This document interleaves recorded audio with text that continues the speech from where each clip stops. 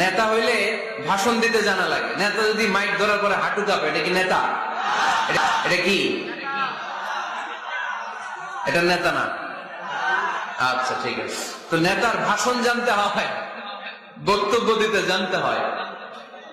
স্বাধীনতার স্থপতি বঙ্গবন্ধু শেখ মুজিবুর রহমান 7ই মার্চের ভাষণ দিয়েছিলেন রেস কোর্সের ময়দানে। ওই ভাষণ আজও কানে বাজে, ঠিক কিনা? এবারে সংগ্রাম, মুক্তির সংগ্রাম, এবারে সংগ্রাম, রক্ত যখন দিয়েছি এদেশের মানুষকে মুক্ত করে ছাড়বো ইনশাল্লাহ। আসরা নেই, আমার নেতা আমাদেরকে ইনশাল্লাহ শিখায় গেছে, চিল্লায় এখন, ঠিক কিনা? এজন্য ইনশাল্লাহর বিরুদ্ধে যদি কেউ কথা বলে ওর সাথে আমাদের কোনো সম্পর্ক নাই, ঠিক কিনা? ইনশাল্লাহ, ইনশাল্লাহর উপর ভিত্তি করে স্বাধীনতা যুদ্ধ শুরু হয়েছে। কারণ ট্রু লিডার, ক্যারিসমেটিক লিডার, উনি ছিলেন নেতার মতো নেতা। এরকম নেতা বাংলাদেশ আর খুঁজে পায় নাই, ঠিক কিনা?